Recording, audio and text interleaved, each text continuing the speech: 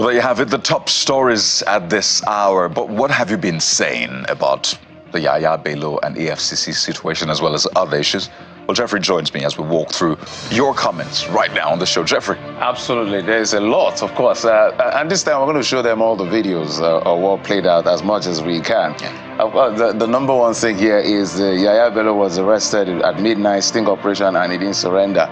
That was what was being reported, but EFCC came to clear the air. That was what was being reported, but EFCC said, look, we couldn't arrest him.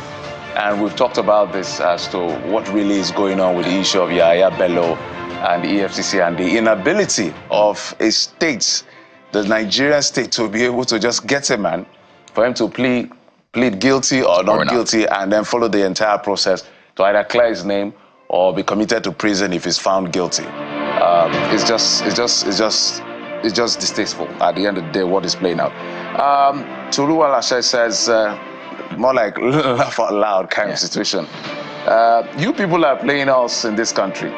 Yahaya Bello said he's in EFCC custody, but you people are saying he's not. Well, he never said he's in EFCC custody. We didn't see that. He said he visited. He said he visited. I think this was just people trying to be smart. Yeah. I mean, did you go through the process? You get into the EFCC office. Did you speak with EFCC operatives? Did they question you? So obviously, rushing to release a statement, and then EFCC saying he's not in our holding facility confused a lot of people because they saw him in the compound. But the holding facility is definitely different from the compound. So that's what a lot of people were wondering. This doesn't make sense. So this is what played out last night. So you're seeing videos of pressmen, the police, and all of that situation at night. And it was a very, let's call it wonderful, for lack of a better word, situation. The EFCC is trying to get Yahaya Bello arrested. It appeared at their office, and then in the night he was with the governor of the state. That is his successor, Usman Ododo, and all of this happened. So for people that are questioning immunity, Yahaya Bello doesn't have any immunity. The only person with immunity is Usman Ododo. Whether he's not using or abusing that power of immunity is another conversation altogether with the courts as well as with the lawyers. But this is just unfortunate to see. And I should say that yet again we had gunshots ringing in the air. So it speaks to coordination within the security agencies. I know that at least 3-4 are represented. EFCC, there's the DSS, there's the police, and maybe more. So what is going on with coordination there? So you can imagine how we then handle security issues if we cannot coordinate well on this one. The next user, Sadiq Mohammed, says the case has been before a competent court of jurisdiction, and Yahaya Bello had been duly represented by his legal team at every hearing. This user says it is important for the former governor to now honor the invitation of the EFCC to clear his name, as he has nothing to hide. Well, former showboy said, but why has he not been arrested? Why is he still wanted? Is he too big for the EFCC to apprehend? What immunity is he enjoying? EFCC needs to give the public this detail. Now, if you look at the EFCC statement, even they were not very clear. But what my reading with what EFCC said was that, look, we don't know whether this guy came here or not, because they never, in their statement, the last I saw, I stand to be corrected, they never acknowledged that he came to the office. In that statement, they only said he's still a wanted man. They claim, according to Yahaya Bello, with video and picture evidence, we saw him around the surrounding. We didn't see him move into the building or any form of, official whatever.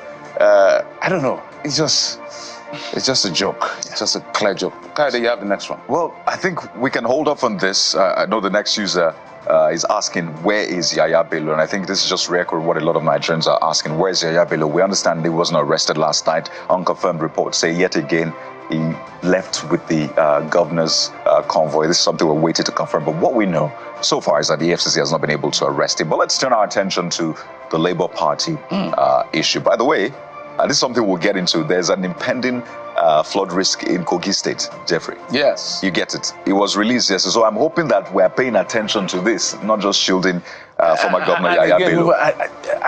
Another part of that whole Yahaya issue is this idea that Governor Ododo will leave his work. And, okay, we don't know whether he escorted Ododo or Ododo escorted him.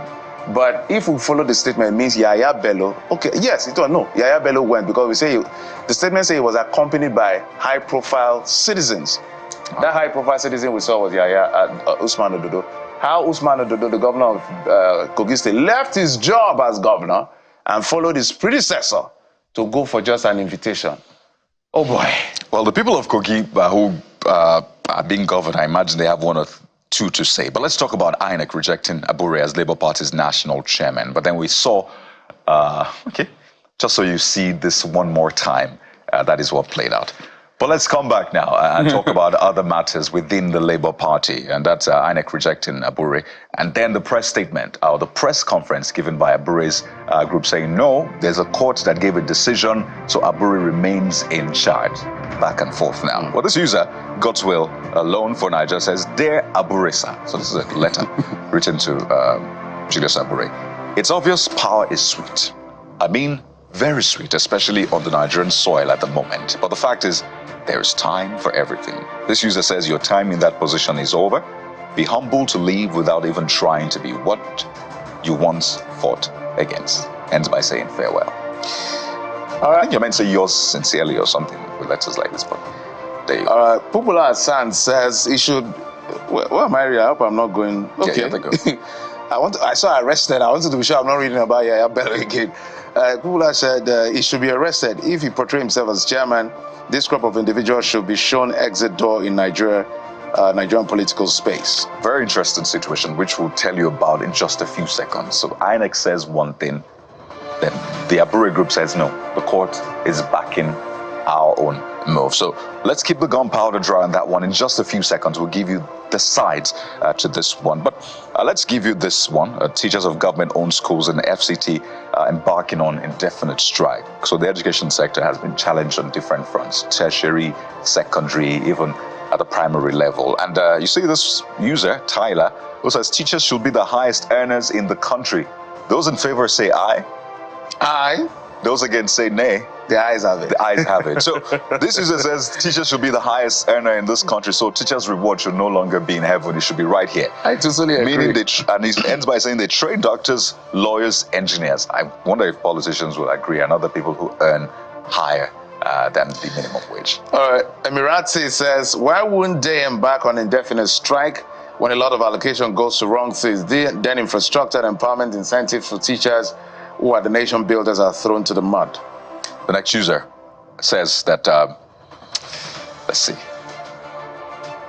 Okay, this is Yoruba. Confused me for a moment. Says, Aku strike, lotun, losi. So you know that the Yoruba culture is big on greeting. They can greet you for a lot of things. So this user in Yoruba sense is greeting you that I greet you over the strike left and right. That's what the user says.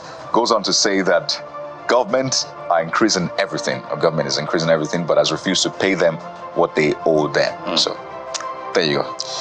We have more time now. I think Johnson says, strike, this one no good at all. Indefinite strike will really affect the students' hope, then feel resolve and so on. More like the strike will affect the students and all of that. So that's just interpretation of what's going on. Do we have more time? Yeah, just one more as we go. This one is about the flood situation, and it's a conversation we'll have for you on the show. Kogi and some other southern states have been issued a warning about possible flooding. And Oluwashola says the government should, as a matter of urgency, complete the buffer dam to accommodate the excess water released from Lagdo Dam. And time is of the essence, we must say. We can't continue to spend billions on relief materials to affected people yearly when we can put a permanent stop to this yearly flood disaster. All right, Terence, I think let's take this last one. Every year, same situation, yet no administration has seen the importance of finding a permanent solution to this annual release of water from the Cameroon Dam. Also, Nigeria was supposed to build a counter dam to contain the excesses coming from Cameroon. So, that is what we have, at least so far, from your comments. Keep them coming. Hashtag CTV Morning Brief. There's quite a lot on our table this month, but we're starting off with that political drama within the Labour Party. We'll bring you the sides to it and you get a sense of what is playing out and hopefully make your own judgment. That's the moment to stay with us.